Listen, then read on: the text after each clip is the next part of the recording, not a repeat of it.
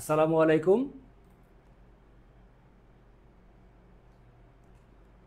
I এডুকেশনের second time ব্যাচের আজকের ক্লাসে তোমাদের সকলকে আমি স্বাগতম জানাচ্ছি। শিমুল স্যার, আমরা গতদিন তোমাদের সামনে হাজির হয়েছিলাম গুচ্ছভুক্ত বিশ্ববিদ্যালয়ের ভর্তি পরীক্ষার 2024-25 সেশনের কোশ্চানের ব্যাখ্যা নিয়ে। গতদিন যেহেতু প্রথম দিন ছিল, গতদিন আমরা টোটাল 10টা কোশ্চানের সমাধান দেখেছিলাম। আজকে আমরা 11 নম্বর কোশ্চান থেকে শুরু করতে যাচ্ছি। একটু অপেক্ষা করব সবাই যাতে আমাদের এই লাইভটিতে জয়েন করতে পারে, যেহেতু সেকেন্ড টাইম ব্যাচের ক্লাস। আমরা সবাই জানি যে গতকালকে ঢাকা বিশ্ববিদ্যালয় ভর্তি পরীক্ষার রেজাল্ট দিয়েছে। তো ঢাকা বিশ্ববিদ্যালয় ভর্তি পরীক্ষার রেজাল্টের পরপরই আজকে দ্বিতীয় দিন। তো দ্বিতীয় দিনে যাদের ঢাকা বিশ্ববিদ্যালয়ে হয়তোবা কোনো কারণবশত চান্স হয়নি বা পছন্দসই অন্য বিশ্ববিদ্যালয়ে তোমরা চান্স পেতে পারোনি, তারা একটু দ্রুত আমাদের এই লাইভটিতে আজকে জয়েন করো। আমরা সেকেন্ড টাইম তোমাদের জন্য যে আয়োজনটি নিয়ে হাজির হয়েছি, সেখানে আমরা যাতে সবাই প্রথম থেকে জয়েন থাকতে পারি, একটু সময় নিচ্ছি। সবাই লাইভে জয়েন করবে, তারপর আমরা মোটামুটি শুরু করতে পারবো ইনশাল্লাহ। আজকে থেকেই আমরা নিয়মিত ক্লাস স্টার্ট করে দিব। ঈদের আগ পর্যন্ত যতটুকু সম্ভব হয় আমরা নিয়মিত সেকেন্ড টাইম ব্যাচের জন্য কিছু ক্লাস থাকবো, ম্যাক্সিমামই ফ্রি ক্লাস থাকবে। আর ঈদের পর থেকে আমরা আমাদের মূল যে ক্লাসগুলো সেগুলো ইনশাল্লাহ শুরু করে দিব। একটু অপেক্ষা করব, আর হয়তোবা 10-15-20 সেকেন্ড, তারপরে আমি আমার ক্লাসের আজকের আয়োজনে মোটামুটি শুরু করে দিব। সেকেন্ড টাইম চান্স পাওয়াটা খুব সহজ। যদি সেকেন্ড টাইম চান্স পাওয়াটা সহজ, আমি গতকালকেই বলেছিলাম, যদি তোমার একটু সেলফ উইল থাকে এবং যদি দীর্ঘমেয়াদী তুমি নিজেকে ধরে রাখার চিন্তাভাবনা করতে পারো, যে ধৈর্য নিয়ে যদি লেগে থাকতে পারো, তাহলে তোমার পক্ষে অবশ্যই চান্স পাওয়া সম্ভব।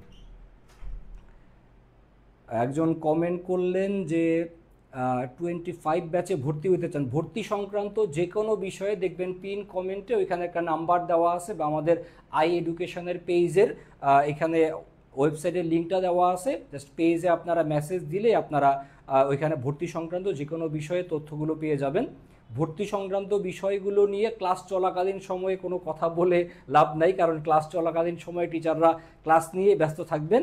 জাস্ট যেই মোবাইল নাম্বারটা দেওয়া আছে বা যেই পেজের লিঙ্কটা দেওয়া আছে, এই মোবাইল নাম্বারে বা পেজের লিঙ্কে ক্লিক করলে আপনি পেয়ে যাবেন কিভাবে ভর্তি হওয়া যাবে এই সংক্রান্ত বিষয়গুলো। ওকে, আমরা মোটামুটি আমাদের আজকের ক্লাস স্টার্ট করে দিচ্ছি। এখানে যে কোশ্চেনটা আমরা দেখতে পাচ্ছি, আইপিও এর পূর্ণরূপ কি? আইপিও এর পূর্ণরূপ কি এটা বের করতে বলা আছে।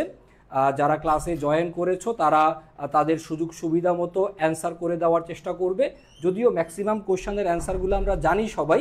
ওকে, আমরা শুরুতেই খেয়াল করি যে এই ইনিশিয়াল পাবলিক অফারিং বা আইপিও এর অ্যান্সারটা আসলে কি হতে পারে। ওকে, আমরা জানি সকলে আইপিও এর অ্যান্সার কি হওয়া উচিত। আইপিও এর অ্যান্সার হওয়া উচিত হচ্ছে initial public offering. Initial public offering, ইনিশিয়ালের হচ্ছে বড় হাতের যে ক্যাপিটাল অক্ষরটা আই, আর পাবলিক থেকে হচ্ছে পি, আর অফারিং এর হচ্ছে O. IPO, initial public offering. একটা যৌথ মূলধনী কোম্পানি যখন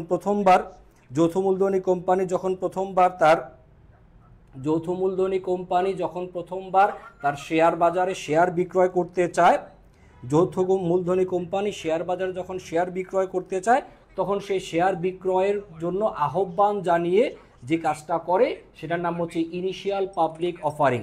সে জনগণকে জানায় বা জনগণকে জানাতে চায় যে আপনারা আমাদের কোম্পানির শেয়ারগুলো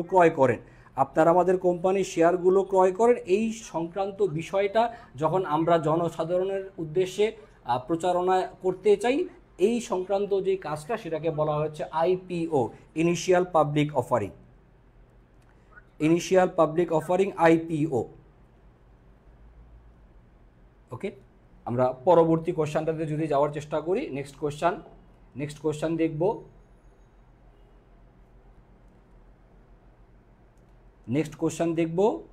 ওকে, নেক্সট কোশ্চেন, এটা উৎপাদন ব্যয় হিসাব বিজ্ঞান থেকে আসা একটা প্রশ্ন। উৎপাদন ব্যয় হিসাব বিজ্ঞানের এখানে যে প্রশ্নটা জিজ্ঞাসা করা হয়েছে, যে একটা অনেকগুলো অ্যামাউন্ট এখানে দেওয়া আছে, এখানে বের করতে বলা আছে হচ্ছে মুখ্য ব্যয়ের পরিমাণটা কত, এটা বের করতে বলা আছে। যারা ক্লাসে আসেন একটু খেয়াল করেন একটু খেয়াল করেন, এখানে মুখ্য ব্যয় বের করতে বলা আছে। মুখ্য ব্যয় কিভাবে আপনি বের করবেন একটু জাস্ট কমেন্ট বক্সে অ্যান্সারটা কি হওয়া উচিত একটু লিখে জানান, একটু লিখে জানান। যারা সালাম দিচ্ছেন তাদের সবার জন্য গণহারে ওয়ালাইকুম আসসালাম। ওকে, মুখ্য ব্যয় বের করতে বলা আছে। মুখ্য ব্যয় বের করার জন্য আমরা 12 নম্বর কোশ্চেনের অ্যান্সার কি হওয়া উচিত একটু কমেন্ট বক্সে লেখার চেষ্টা করি। এবং এই কোশ্চেনটা নিয়ে একটু ঝামেলা আছে, এই কোশ্চেনটার মধ্যে একটা ঝামেলা আছে। এই ঝামেলাটা কি সেটা একটু মনোযোগ দিয়ে কোশ্চেনটা যদি আপনি দেখেন তাহলেই অ্যান্সার করতে পারবেন। কোশ্চেনের মধ্যে ঝামেলা আছে, কোশ্চেনের মধ্যে ঝামেলা আছে। দেখি আমরা এই কোশ্চেনের মধ্যে যে ঝামেলাটা সেটা খুঁজে বের করতে পারি কিনা। স্টুডেন্টরা কোশ্চেনের মধ্যে ঝামেলা কোথায় সেটা একটু খুঁজে বের করার চেষ্টা করেন। কোশ্চেনে ঝামেলা কোথায় সেটা খুঁজে বের করার চেষ্টা করেন। আর কমেন্ট বক্সে উত্তরটা কী হওয়া উচিত সেটা একটু লিখে জানান। মুখ্য ব্যয় বের করতে বলা আছে। মুখ্য ব্যয় আমরা জানি সকলেই যে মুখ্য ব্যয় হচ্ছে বেসিক্যালি 3টা বিষয়ের সমষ্টি। প্রথম যেটা আসবে সেটা হচ্ছে ব্যবহৃত কাঁচামাল। ব্যবহৃত কাঁচামালের ব্যয় এর পরিমাণ দেওয়া আছে হচ্ছে 60,000 টাকা, অর্থাৎ প্রত্যক্ষ কাঁচামাল। তার সাথে যোগ করব হচ্ছে আমরা প্রত্যক্ষ মজুরি, যেই টাকাটা এইটাকে প্রত্যক্ষ মজুরি আসবে। পরোক্ষ মজুরি এটা বিবেচনাতে আসবে না, পরোক্ষ মজুরি মুখ্য ব্যয়ের মধ্যে আসবে না। লাস্ট আসবে হচ্ছে অন্যান্য প্রত্যক্ষ খরচ। অন্যান্য প্রত্যক্ষ খরচের পরিমাণ হচ্ছে 30,000 টাকা। তাহলে প্রত্যক্ষ কাঁচামাল, প্রত্যক্ষ মজুরি আর হচ্ছে অন্যান্য প্রত্যক্ষ খরচ। স্টুডেন্ট একটু মনোযোগ দিয়ে খেয়াল করেন। মুখ্য ব্যয়, মুখ্য ব্যয় বের করার জন্য যেই 3টা ফিগার আমাদের যোগ করতে হয় সেটা হচ্ছে ব্যবহৃত কাঁচামালের ব্যয় অর্থাৎ প্রত্যক্ষ কাঁচামাল, তার সাথে যোগ হবে হচ্ছে প্রত্যক্ষ মজুরি আর হচ্ছে অন্যান্য প্রত্যক্ষ খরচ। আসেন এই 3টা অ্যামাউন্টের যোগফল আমরা খুঁজে বের করার চেষ্টা করি। প্রত্যক্ষ কাঁচামাল এর ব্যয় দেওয়া আছে হচ্ছে 60,000 টাকা। এর সাথে আমরা যোগ করব হচ্ছে প্রত্যক্ষ মজুরি যার পরিমাণ দেওয়া 1,20,000। আর তারপরে আসবে হচ্ছে অন্যান্য প্রত্যক্ষ খরচ, এর পরিমাণ দেওয়া আছে হচ্ছে 30,000 টাকা। এই 3টার যোগফল কত হওয়া উচিত? ওকে, একজন কমেন্টে লিখছেন শুভকন্যা সম্ভবত নাম 2,10,000 টাকা হবে স্যার। সঠিক উত্তর হবে হচ্ছে 2,10,000 টাকা। মুখ্য ব্যয়ের অ্যামাউন্টটা হবে 2,10,000 টাকা, কিন্তু কোনো অপশনে 2,10,000 টাকা দেওয়া ছিল না। এটা গুচ্ছভুক্ত বিশ্ববিদ্যালয়ের গত বছরের কোশ্চেনের মধ্যে যে অপশনগুলো দেওয়া ছিল এখানে সঠিক অপশনটা দেওয়া নাই, সঠিক অ্যামাউন্টটা দেওয়া নাই। সঠিক অ্যামাউন্টটা যেহেতু দেওয়া নাই অর্থাৎ কোশ্চেনে সঠিক উত্তর যে অপশনটা হওয়া উচিত সেই অপশনটা দেওয়া নাই। এজন্য আমি শুরুতে লিখছি যে কোশ্চেনটার মধ্যে ঝামেলা আছে। আর যে ঝামেলার কারণেই ঢাকা বিশ্ববিদ্যালয়ে এবার 2বার ভর্তি পরীক্ষা হয়েছে। ঢাকা বিশ্ববিদ্যালয়ের কোশ্চেনে প্রথমবারে ভুলটুল ছিল, দ্বিতীয়বারে ভুলটুল মুক্ত হওয়ার জন্য তারা দ্বিতীয়বার ভর্তি পরীক্ষা নিছে। সো এরকমের কোশ্চেনের ভুল অ্যাকাউন্টিংয়ে থাকাটা খুব একটা অমূলক কিছু না। প্রায় বছরই দেখা যায় যে 1-2টা কোশ্চেন এরকম ঝামেলা থাকতে পারে। আর এরকমের ঝামেলার ক্ষেত্রে যদি এরকমের ঝামেলাপূর্ণ অপশন থাকে যে হয় প্রশ্নে ভুল অথবা সঠিক অপশনটা দেওয়া নাই, সেক্ষেত্রে সাধারণত বিশ্ববিদ্যালয় কর্তৃপক্ষ সবাইকে, যারা ভর্তি পরীক্ষাতে সবাইকে নাম্বার দিয়ে দেয়। সো যদি আপনার সঠিক উত্তর যেটা হওয়া উচিত সেটা যদি অপশনে না দেওয়া থাকে, উত্তরটা না দাগানোই বুদ্ধিমানের মতো কাজ। আর যদিও আপনি উত্তর দাগান কোনো সমস্যা নেই, যেহেতু প্রশ্নে সঠিক অপশন দেওয়া নাই সবাই এখানে নাম্বার পাবে। তাহলে জাস্ট আমরা শিখে রাখার জন্য শিখে রাখলাম যে কাঁচামালের ব্যয় 60,000 টাকা, প্রত্যক্ষ মজুরি 1,20,000, অন্যান্য প্রত্যক্ষ খরচ 30। এই 3টা মিলে যোগফল কত হবে? 2,10,000 টাকা। সঠিক উত্তর দেওয়া নাই, চিন্তা করার কিছু নাই, সবাই আমরা আশা করি নাম্বার এখানে পাবো। ওকে, তাহলে এটা বাদ দিয়ে চলে গেলাম। পরবর্তী কোশ্চেনে আমরা যাই। নেক্সট কোশ্চেনটা খেয়াল করার চেষ্টা করি। নেক্সট কোশ্চেন 13 নাম্বার, চাঁদা সংক্রান্ত প্রশ্ন। চাঁদা সংক্রান্ত প্রশ্ন, অব্যবসায়ী প্রতিষ্ঠানের চাঁদা সংক্রান্ত প্রশ্ন। এটা ঢাকা বিশ্ববিদ্যালয়ে আসা বিগত বছরের প্রশ্ন। আসেন খুব দ্রুত আমরা সমাধান করে যাওয়ার চেষ্টা করি। এখানে মোট চাঁদা প্রাপ্তির পরিমাণ দেওয়া আছে হচ্ছে কত? 50,000 টাকা। আপনি চাঁদা পাইছেন 50,000 টাকা, এর মধ্যে বিগত বছরের আছে কত? 5,000 টাকা। বিগত বছরের টাকা তো আর এই বছরে কাউন্ট হবে না। সো বিগত বছরের টাকা তো বিগত বছরের, সো এই বিগত বছরের টাকা এই বছরের হিসাবের মধ্যে আসবে না। সো বিগত বছরের 5,000 টাকা আমরা বিয়োগ করে দিব, বাদ দিয়ে দিব। তারপর বলা আছে পরবর্তী বছরে, বিগত বছরেরটা যেমন আসবে না, নেক্সট ইয়ারের পরবর্তী বছরেরটাও এই বছরই হিসাবের মধ্যে আসবে না। তাহলে পরবর্তী বছরে যে 7,500 এই টাকাটাও আমাদের বিয়োগ হবে বা বাদ যাবে। আর সর্বশেষ যেটা দেওয়া আছে, চলতি বছরে 9,000 টাকা অনাদায়ী। অনাদায়ী থাকা আর হচ্ছে বকেয়া থাকা একই কথা। অনাদায়ী আছে বা বকেয়া আছে কোন বছরের টাকা? চলতি বছরের টাকা। চলতি বছরের যেটা অনাদায়ী বা বকেয়া, এই অ্যামাউন্টটা হবে হচ্ছে যোগ। তাহলে চাঁদা প্রাপ্তি থেকে বিগত বছরের টাকা বাদ যাবে, আর তারপরে হচ্ছে পরবর্তী বছরের টাকা বাদ যাবে, আর শুধুমাত্র যোগ হবে হচ্ছে চলতি বছরের যে অ্যামাউন্টটা সেটা। তাহলে একটু যোগ বিয়োগ করে কমেন্ট বক্সে সঠিক উত্তর কত হয় একটু লিখে দেওয়ার চেষ্টা করি। সঠিক উত্তর কত হয়? সঠিক উত্তর কত হয়? সঠিক উত্তর কত হয়? দেখেন সঠিক উত্তর কত হয়। হ্যাঁ হ্যাঁ হ্যাঁ, লিখে ফেলেন লিখে ফেলেন। যোগ বিয়োগ করে কত টাকা পাচ্ছি আমরা? 46,500। 46,500 টাকা হবে হচ্ছে আয় ব্যয় বিবরণীতে চাঁদা বাবদ দেখাতে হবে। তাহলে আয় ব্যয় বিবরণীতে চাঁদা বাবদ কত টাকা দেখাবো আমরা? 46,500 টাকা। 46,500 টাকা হবে সঠিক উত্তর। এটা ঢাকা বিশ্ববিদ্যালয়ে আসা বিগত বছরের প্রশ্ন, জাস্ট রিপিট ছিল।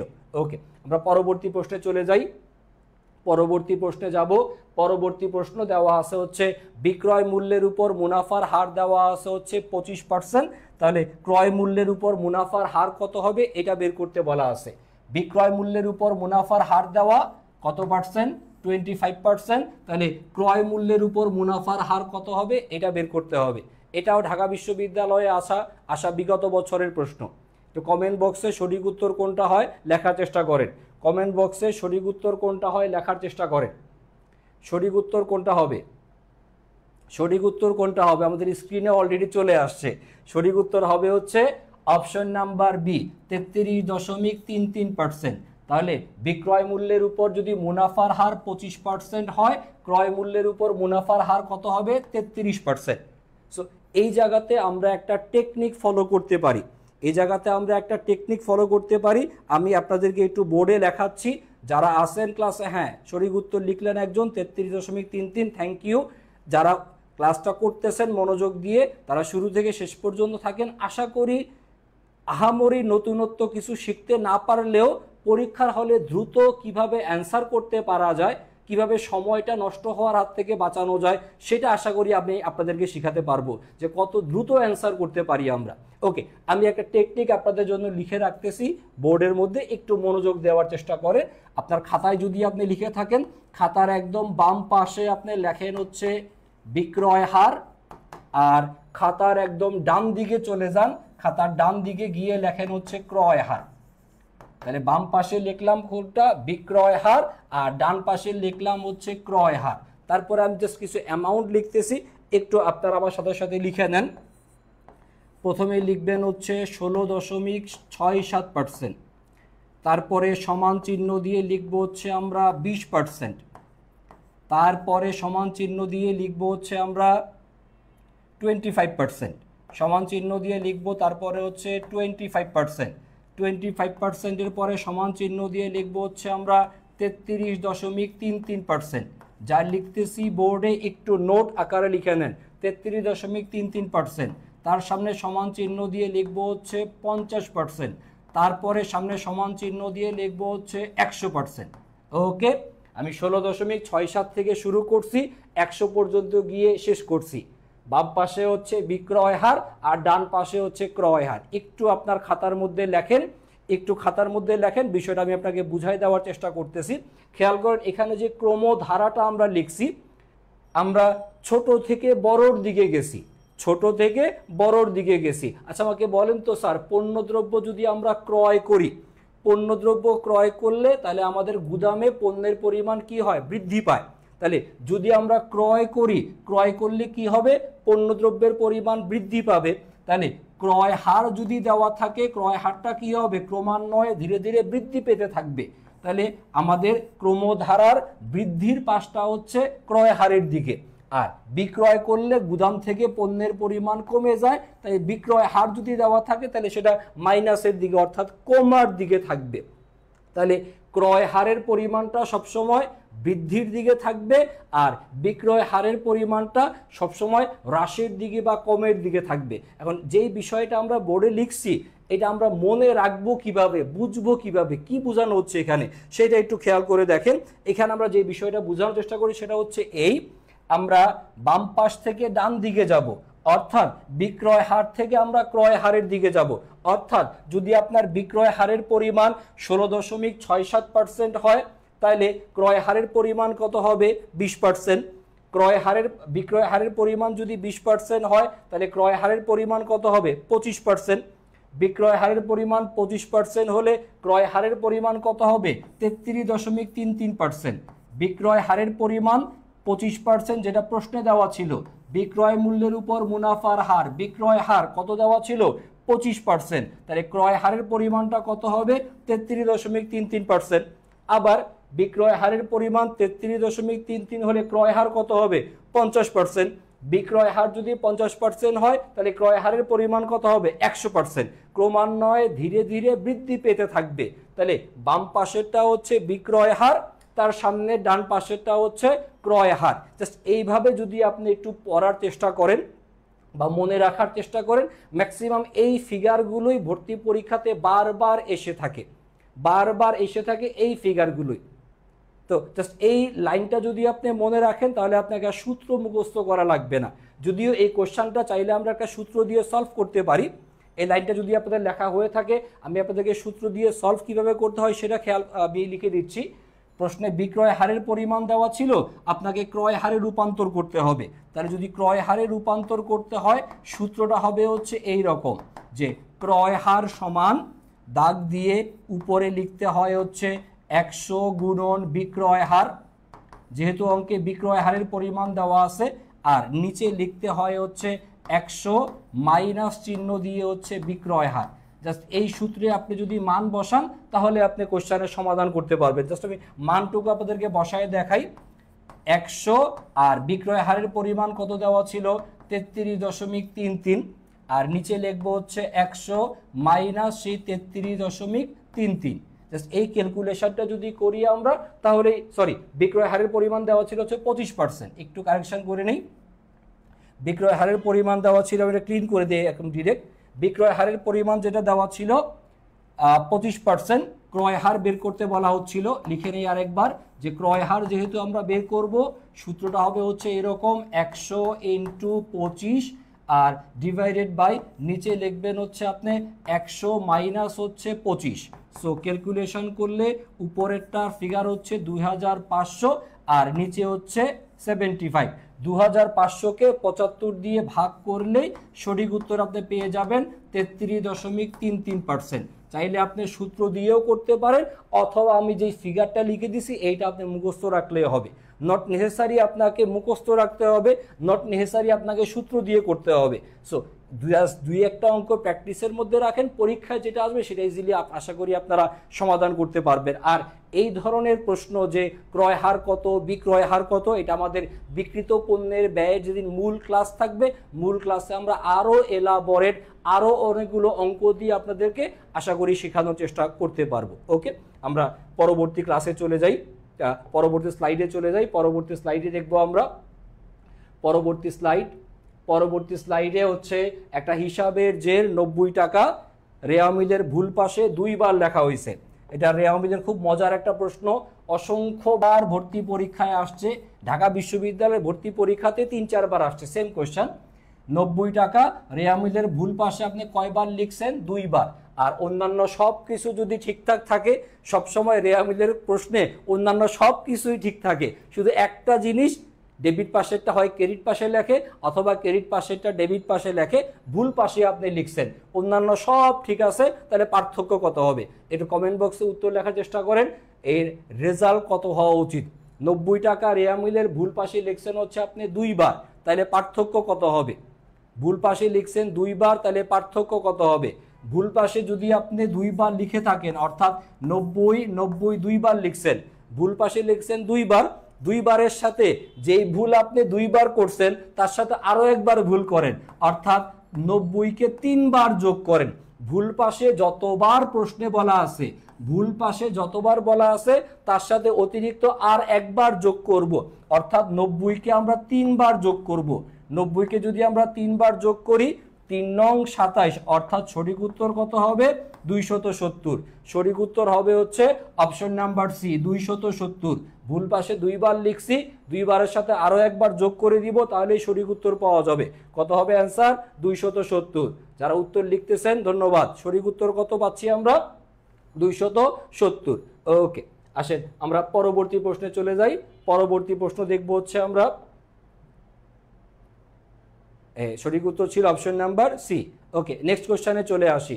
নেক্সট কোশ্চেন, এইটা অনেক মজার প্রশ্ন, অনেক মজার প্রশ্ন, বিকৃত পণ্যের ব্যয় টপিকের প্রশ্ন, এবং এই অঙ্কটা একটু বড় অঙ্ক, খুব একটা ছোট অঙ্ক না। আপনাকে এখানে সমাপনী মজুদ পণ্য বের করতে হবে।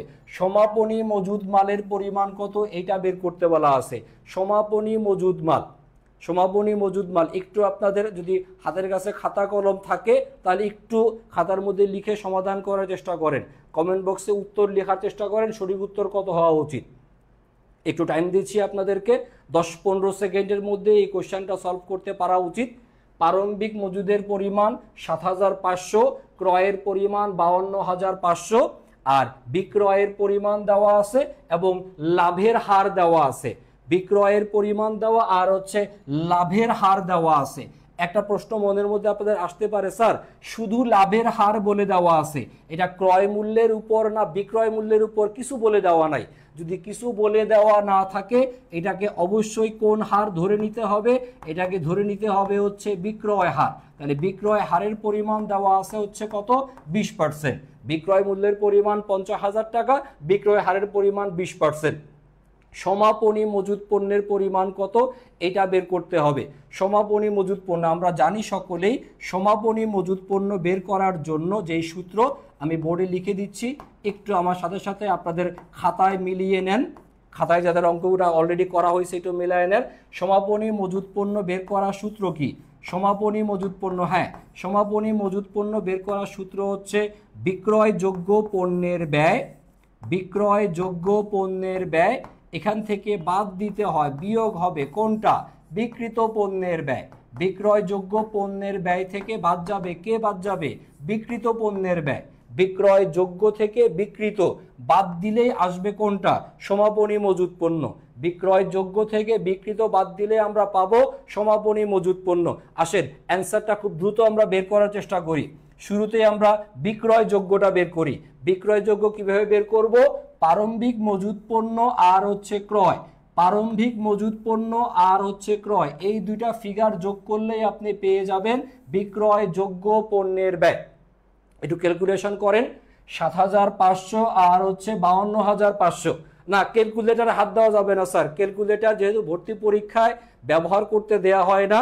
যখন ক্লাস করবেন, ক্লাস করার সময় আপনার ক্যালকুলেটারটা আপনার হাতের কাছে দয়া করে রাখবেন না। ক্লাসের সময় আমরা ক্যালকুলেটর দিয়ে করব না, মুখে মুখে করার চেষ্টা করি।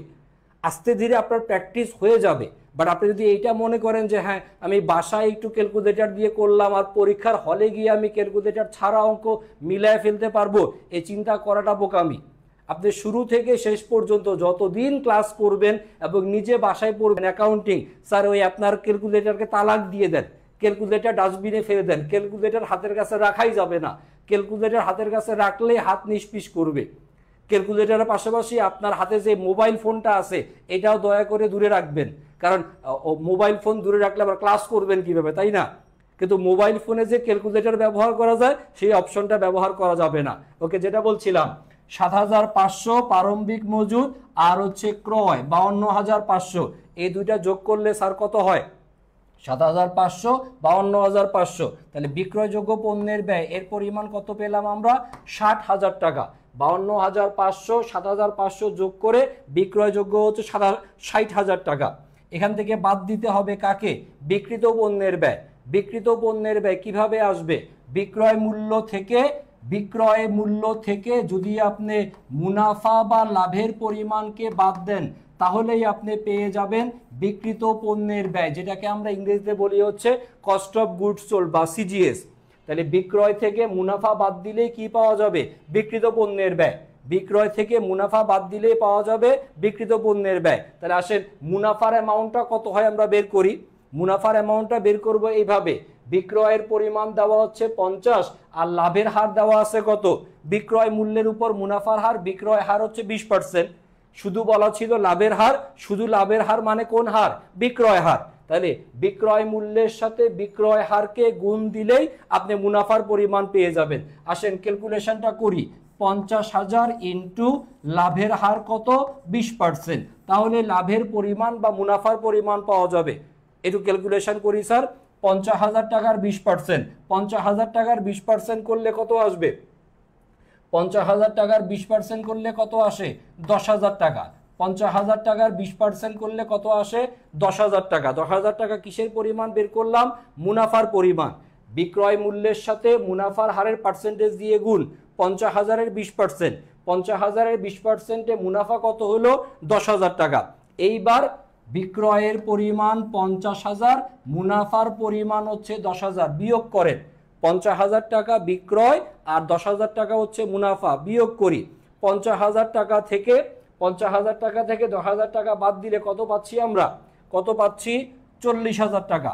50,000 টাকা থেকে 10,000 টাকা বাদ দিয়ে কত পাচ্ছি? 40,000 টাকা। এই 40,000 টাকা হচ্ছে কিসের পরিমাণ? বিক্রিত পণ্যের ব্যয়। যারা এই জায়গাটা বুঝেন নাই আমি আবার বলতেছি, মনোযোগ দিয়ে খেয়াল করেন। বিক্রয়ের পরিমাণ 50,000 আর লাভের হার, মুনাফার হার কত? 20%। তাহলে 50,000 টাকার 20%-এ লাভের পরিমাণ, মুনাফার পরিমাণ কত? 10,000 টাকা বেরোলো। এবার বিক্রয় থেকে মুনাফা বা লাভের পরিমাণকে বাদ দেন। বিক্রয় থেকে লাভের পরিমাণ বাদ দিলেই আসবে কোনটা? বিক্রিত পণ্যের ব্যয়। 50 থেকে 10 বাদ দিলে কত আসে স্যার? 40,000 টাকা। 40,000 টাকা হচ্ছে কিসের পরিমাণ? বিক্রিত পণ্যের ব্যয়। এবার জাস্ট একটা বিয়োগ। 60,000 টাকা থেকে 40,000 টাকার বিয়োগফল, অর্থাৎ সমাপনী মজুদ পণ্যের পরিমাণ কত টাকা হবে? 20,000 টাকা। সমাপনী মজুদ পণ্য হবে 20,000 টাকা। সঠিক উত্তর হচ্ছে অপশন নাম্বার এ। সঠিক উত্তর অপশন নাম্বার এ। আশা করি আমি আপনাদেরকে বুঝাইতে সক্ষম হইছি। আশা করি বুঝাইতে সক্ষম হইছি। স্যার 10,000 টাকা উত্তর না, সঠিক উত্তর হচ্ছে 20,000 টাকা। সঠিক উত্তর হবে হচ্ছে 20,000 টাকা। 60,000 টাকা থেকে 40,000 টাকা বাদ দিলে আপনাদের সমাপনী মজুদ পণ্যের পরিমাণ হবে হচ্ছে 20,000 টাকা। অঙ্ক বোর্ডে করে দেওয়া আছে, আশা করি বুঝতে পারবেন। আর এরপরেও যদি কারো সমস্যা থেকে থাকে কমেন্ট বক্সে লিখে রাখেন, কমেন্ট বক্সে লিখে রাখেন। ক্লাস শেষে প্রয়োজন বোধে আলাদা করে আপনার জন্য বুঝাই দেওয়া হবে। আমি আরেকবার বলে দিচ্ছি, বিক্রয়যোগ্য থেকে বিক্রিত বাদ দিলে কি আসবে? সমাপনী মজুদ পণ্য। আমরা প্রারম্ভিক মজুদ পণ্য আর হচ্ছে ক্রয় 7,500 আর 52,500 যোগফল কত ছিল? 60,000 টাকা। আর বিক্রয় থেকে মুনাফা বাদ দিছি, বিক্রয় 50, মুনাফা হচ্ছে 10, বাদ দিলে কত আসে? 40,000 টাকা। 60 থেকে 40,000 বাদ দিলে আপনার সমাপনী মজুদের উত্তর হবে হচ্ছে 20,000 টাকা। সমাপনী মজুদ পণ্যের উত্তর হবে হচ্ছে 20,000 টাকা। ওকে, আসেন আমরা পরবর্তী কোশ্চেনটাতে চলে যাই। পরবর্তী কোশ্চেনে যাব। হ্যাঁ, সঠিক উত্তর এই যে দেখেন লিখে দেওয়া আছে। সঠিক উত্তর হচ্ছে অপশন নাম্বার এ, 20,000 টাকা। 10,000 টাকা উত্তর না, সঠিক উত্তর হবে হচ্ছে 20,000 টাকা। আসেন পরবর্তী কোশ্চেনটাতে চলে যাই। এটা হচ্ছে কর সংক্রান্ত প্রশ্ন। কর সংক্রান্ত প্রশ্ন, ঢাকা বিশ্ববিদ্যালয়ের বিগত বছরের প্রশ্ন। নিট মুনাফা 6,000 টাকা, করের হার 40%। এই অঙ্ক আমরা অসংখ্যবার করছি। মুনাফার পরিমাণ 6,000 টাকা, করের হার 40%। কর পূর্ব মুনাফা কত টাকা? কমেন্ট বক্সে দ্রুত উত্তর লেখেন। দ্রুত উত্তর লেখেন। সঠিক উত্তর কত হওয়া উচিত? সঠিক উত্তর কত হবে? 10,000 টাকা। স্যার এই রকমের প্রশ্ন আমি বলি চোখ বন্ধ করে উত্তর দাগান, কারণ এটা আপনার অঙ্ক মুখস্থ হয়ে যাওয়া উচিত। যেহেতু আমরা ক্লাসে যখন পড়াই ডেফিনেটলি ঢাকা ইউনিভার্সিটি বিগত বছরের কোশ্চেন রিপিট হয়, সো বিগত বছরের অঙ্ক রিপিট হয়। একই অঙ্কই বারবার করে আমরা আপনাদেরকে করতে দেই।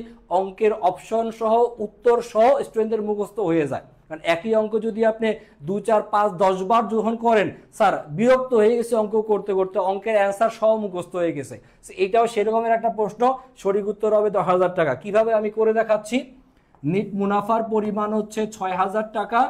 এইটা ডিভাইডেড বাই 1 মাইনাস কর হার। করের হার কত পার্সেন্ট দেওয়া? 40%। 40%কে দশমিকে নিলে মান কত আসবে? 0.40। 40% থেকে কে আপনি দশমিকে কনভার্ট করবেন 1 মাইনাস হচ্ছে 0.40, দেন পরের লাইনে যদি যাই 6000 আর 1 থেকে 0.40 বিয়োগ করলে আসবে কত 0.60 আর 6000কে 0.60 দ্বারা ডিভাইড করলে সঠিক উত্তর হবে হচ্ছে 10,000 টাকা। তাহলে কর পূর্ব মুনাফা সঠিক উত্তর হবে হচ্ছে 10,000 টাকা। অনেকের মনে হতে পারে স্যার দশমিকে কিভাবে কনভার্ট করলেন, স্যার এই ভাগটা কিভাবে কনভার্ট করলেন, আমি এটা বুঝি না। একটা সেকেন্ড টাইমের স্টুডেন্ট হিসেবে আপনি যদি পার্সেন্টেজে কনভার্ট করা ভাগ করা যদি না পারেন, এটা আমার দুর্ভাগ্য, আপনার জন্য দুর্ভাগ্যের বিষয়। যা যদি কারো ক্যালকুলেশন বুঝতে প্রবলেম হয় এখনই টেনশন নেওয়ার দরকার নাই, আপনার হাতে এখনো 1 বছর সময় আছে। এই 1 বছরের মধ্যে ক্যালকুলেশন যখন আমাদের মূল ক্লাস হবে, মূল ক্লাসে এই ক্যালকুলেশনগুলো ধাপে ধাপে ইনশাল্লাহ আমরা আপনাদেরকে বুঝাইতে পারবো। সো সঠিক উত্তর অনেকে লিখতেছেন, হ্যাঁ সঠিক উত্তর হচ্ছে 10,000 টাকা। যদি কারো ক্যালকুলেশন বুঝতে সমস্যা হয় অপেক্ষায় থাকেন, যখন মূল ক্লাস হবে তখন আপনাকে শেখানো হবে। আপাতত আমরা সবার সাথে তাল মিলিয়ে যাই। সঠিক উত্তর কত হচ্ছে 10,000 টাকা হলো সঠিক উত্তর। এই যে অপশন নাম্বার ডি সঠিক উত্তর 10,000 টাকা। ওকে, পরবর্তী প্রশ্নে চলে আসি। কোয়েশ্চেন নাম্বার 20, নিচের কোনটা অনগদ লেনদেন কোনটি? অনগদ লেনদেন, নন ক্যাশ ট্রানজাকশন। অনগদ লেনদেন, যে লেনদেনের জন্য নগদ অর্থের কোনো আদান প্রদান হয় না, নগদ অর্থের আদান প্রদান ছাড়া যে লেনদেনটা সেটাকে বলা হবে হচ্ছে অনগদ লেনদেন। অনগদ লেনদেনের জন্য, অনগদ লেনদেনের ক্ষেত্রে ম্যাক্সিমাম ক্ষেত্রে ভর্তি পরীক্ষাতে অপশন যেটাগুলো দেওয়া থাকে, এখানে অবশ্যই অপশনটা নাই, আমি অন্য নামগুলো লিখে রাখতেছি যে অনগদ লেনদেনের জন্য কি কি আসতে পারে পরীক্ষায়। অনগদ লেনদেনের জন্য অবচয়, এই স্থায়ী সম্পত্তির উপর আমরা ধার্য করি হচ্ছে অবচয়। তারপরে অস্পর্শনীয় সম্পত্তি, এর উপর ধার্য করি হচ্ছে আমরা অবলোপন। তারপরে আসবে হচ্ছে অবলোপন, অবলোপনের পরে কি? অবলোপনের পরে আসবে হচ্ছে শূন্যীকরণ। প্রাকৃতিক সম্পত্তির উপর যেটা ধার্য করা হয় শূন্যীকরণ বা নিঃশেষকরণ, শূন্যীকরণ বা নিঃশেষকরণ। খেয়াল করে দেখেন, স্থায়ী সম্পত্তির উপর ধার্য করা হয় হচ্ছে অবচয়, এটা একটা অনগদ লেনদেন। তারপর হচ্ছে অবলোপন, ধার্য করা হয় হচ্ছে অস্পর্শনীয় সম্পত্তির উপর। আর প্রাকৃতিক বা ক্ষয়িষ্ণু সম্পত্তির উপর ধার্য করা হয় হচ্ছে কোনটা? শূন্যীকরণ বা নিঃশেষকরণ। এইগুলা হচ্ছে অনগদ লেনদেন, কারণ এর জন্য নগদ অর্থের কোনো আদান প্রদান হয় না। আর একটা খুবই ইম্পর্টেন্ট টার্ম, সেটার নাম হচ্ছে নগদ বার্তা, ক্যাশ ডিসকাউন্ট। দেনাদারের কাছ থেকে নগদ টাকা আদায় এবং পাওনাদারকে তার টাকা পরিশোধের সময় যে বার্তা দেওয়া হয়, যে বার্তা পাওয়া যায় সেটাকে বলা হয় হচ্ছে নগদ বার্তা। নামের মধ্যে নগদ শব্দটা আছে, কিন্তু এটা বেসিক্যালি হচ্ছে অনগদ লেনদেন, কারণ যতটুকু অংশ বার্তা দেওয়া হয় অথবা যতটুকু অংশ বার্তা ছাড় পাওয়া যায় তার জন্য নগদ অর্থের আদান প্রদান হয় না। যেমন উদাহরণস্বরূপ বলতে পারি আমরা 10,000 টাকার দেনাদার 5% বার্তায় আদায় করা হলো। একটু খেয়াল করেন, 10,000 টাকার দেনাদার 5% বার্তায় আদায় করলেন, তাহলে 10,000 টাকার 5%-এ কত হয়? 500। তাহলে 10,000 থেকে 500 টাকা বাদ দিলে দেনাদারের কাছ থেকে পাবেন কত টাকা? আপনি 9,500 টাকা। দেনাদারের কাছ থেকে পাবেন কত? 9,500। এই 9,500 টাকা আপনি পেলেন কোথায়? 9,500 টাকা নগদ আপনার প্রাপ্তি, কিন্তু যেই 500 টাকা হচ্ছে বার্তা, যে 500 টাকা বার্তা, সেই 500 টাকা তো আর আপনার 500 টাকা তো আর নগদে পাওয়াও যাচ্ছে না, 500 টাকা দেওয়াও হচ্ছে না। সো এটা হচ্ছে অনগদ লেনদেন। নামের মধ্যে নগদ আছে কিন্তু কামে এটা হচ্ছে অনগদ লেনদেন, নগদ বার্তা। তারপরে আরো আপনারা মনে রাখতে পারেন, যখন আমরা হচ্ছে স্টক লভ্যাংশ অথবা বোনাস শেয়ার দেই, স্টক লভ্যাংশ বা বোনাস শেয়ার, এটা হচ্ছে একটা অনগদ লেনদেন। স্টক লভ্যাংশ বা বোনাস শেয়ার, এই নামটাও অসংখ্যবার পরীক্ষাতে আসছে। স্টক লভ্যাংশ অথবা বোনাস শেয়ার, এটাও একটা অনগদ লেনদেন, কারণ আপনার বোনাস শেয়ারের সময় কোনো নগদ টাকার আদান প্রদান হয় না। এগুলো সবগুলো হচ্ছে অনগদ লেনদেন, বাট এটা কোনো একটা অপশনে দেওয়া নাই। অ্যান্সার কোনটা সেটা আপনারা অলরেডি কমেন্ট বক্সে লিখছেন, সেটা হচ্ছে অপশন নাম্বার ডি। এই কোশ্চেনের সঠিক উত্তর হবে অপশন নাম্বার ডি। শেয়ার ইস্যুর মাধ্যমে সম্পদ ক্রয় করছেন, শেয়ার ইস্যু করছেন যার মাধ্যমে সম্পত্তি ক্রয় করা হয়েছে। খেয়াল করে দেখেন, এখানে নগদ টাকার কোনো আদান প্রদান নাই। খেয়াল করে দেখেন, শেয়ার ইস্যুর মাধ্যমে যদি সম্পদ ক্রয় করা হয় তাহলে আপনার জাবেদা যেটা হবে, জাবেদা হবে হচ্ছে কি, যে সম্পদ আপনি ক্রয় করছেন সেই সম্পদ হিসাব হবে হচ্ছে ডেবিট। আর শেয়ার যদি ইস্যু করা হয় তাহলে শেয়ার মূলধনের পরিমাণ হবে হচ্ছে ক্রেডিট। একটু মনোযোগ দিয়ে বোঝার চেষ্টা করেন। সম্পদের পরিমাণটা হবে হচ্ছে ডেবিট আর শেয়ার মূলধন হবে হচ্ছে ক্রেডিট।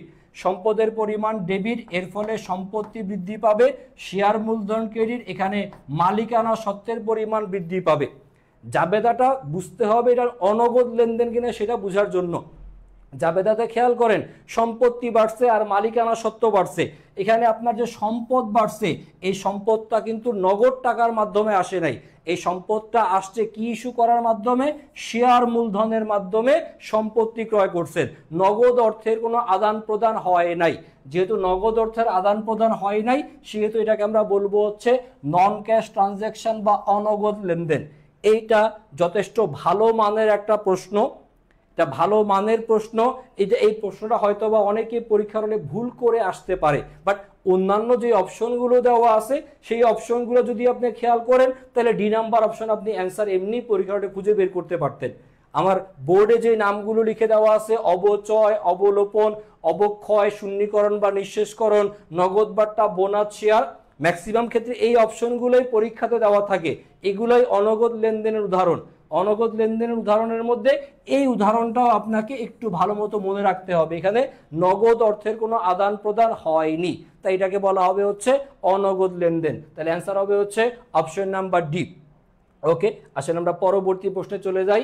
পরবর্তী প্রশ্ন, এই ধরনের প্রশ্ন পরীক্ষায় যদি আসে তাহলে আশা করি আপনাদের জন্য, আমরা সবগুলো নামই ধীরে ধীরে শিখবো, সব যে পারবো পরীক্ষার হলে এমন না, কিছু নতুন নতুন থাকতেই পারে প্রশ্ন, এগুলা ক্লাসে আপনাদেরকে শেখানো হবে, টেনশন করার কোনো দরকার নাই। পরবর্তী প্রশ্ন, আন্তর্জাতিক হিসাব বিজ্ঞানের নীতিমালা। আন্তর্জাতিক হিসাব বিজ্ঞানের নীতিমালা কে প্রণয়ন করে?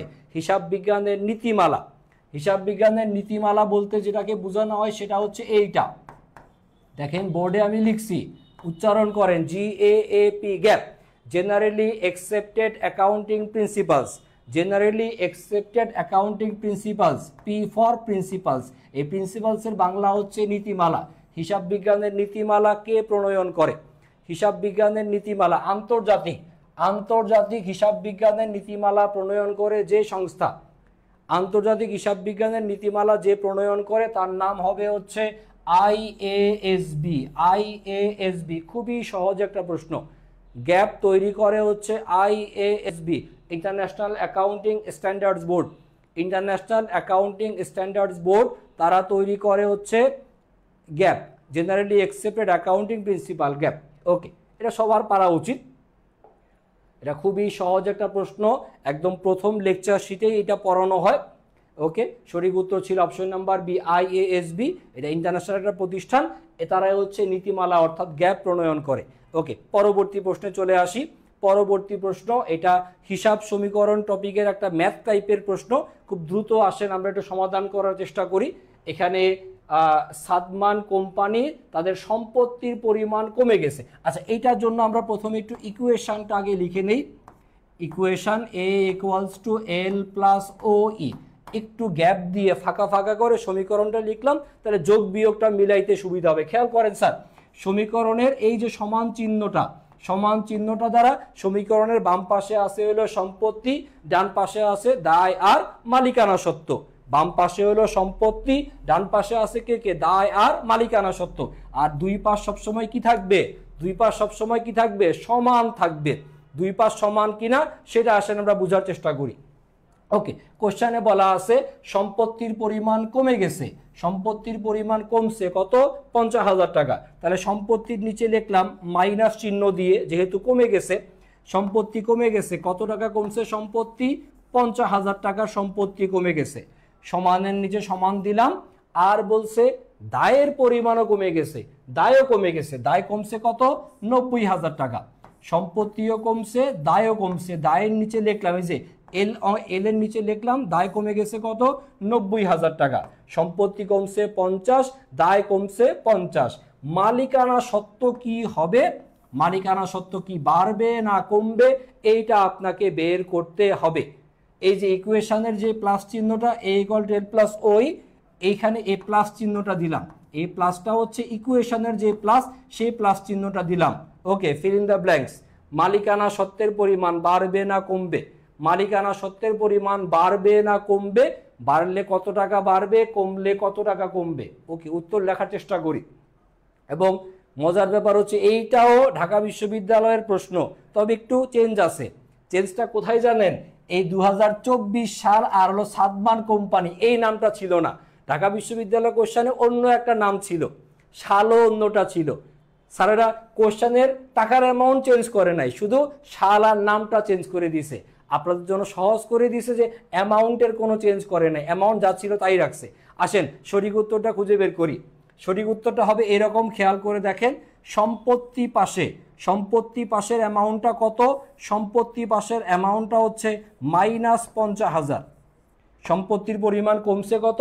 -50,000। আমাদের যেটা করতে হবে, এল আর হচ্ছে ও ই, দায় আর মালিকানা সত্ত্ব, দুইটা মিলায়ে আমাদের রেজাল্ট বানাইতে হবে কত? -50,000। আমাদের সম্পত্তি পাশে আছে কত? -50। তাহলে এল এবং ও ই দুইটা মিলিয়ে বানাইতে হবে -50। তাহলে দুই পাশ কি থাকবে? সমান থাকবে। একটু মনোযোগ দিয়ে বোঝার চেষ্টা করেন। সম্পত্তি পাশের রেজাল্টটা কত? -50। তাহলে এল এবং ও ই দুটা মিলে কত হবে? -50 বানাইতে হবে। কিভাবে -50 বানাবেন? এখানে দায়ের পরিমাণ কত ছিল? -90। তো -90, আর যদি আপনি ওনার্স ইকুইটির পাশে লেখেন +40,000, দায়ের পরিমাণটা তো প্রশ্নে দেওয়া, এটা তো আর চেঞ্জ করার সুযোগ নাই। দায়ের পরিমাণ কত দেওয়া? -90। তাহলে ওনার্স ইকুইটি পার্টে কি লিখতে হবে? +40। আবার খেয়াল করেন, -90,000 আর হচ্ছে +40,000, দুটা মিলে রেজাল্টটা কত হয়? -50,000। দায়ের -90 আর ওনার সিকিউরিটি পার্টে লিখলাম +40, -90 +40 মিলে কত হয়? -50। তাহলে দুই পাশ কি থাকে স্যার? ইকুয়াল থাকে বা সমান থাকে। তাহলে সঠিক উত্তরটা হচ্ছে ওনার সিকিউরিটির পরিমাণ কি হবে? ওনার সিকিউরিটির পরিমাণ কি হবে? +40,000, অর্থাৎ 40,000 টাকা বেড়েছে। 40,000 টাকা মালিকানা সত্ত্বের পরিমাণ বাড়বে, 40,000 টাকা মালিকানা সত্ত্ব বাড়বে। এই হবে হলো সঠিক উত্তর।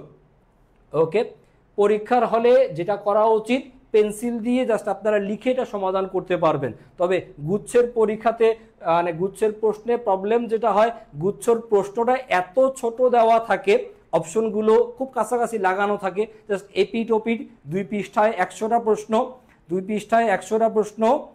সো খুব জায়গা খুব একটা থাকে না, কনজাস্টেড করে দেওয়া থাকে। সো গুচ্ছর প্রশ্ন একটু বড় বড় করে ফাঁকা ফাঁকা করে দিলে আপনার জন্য সুবিধা হতো।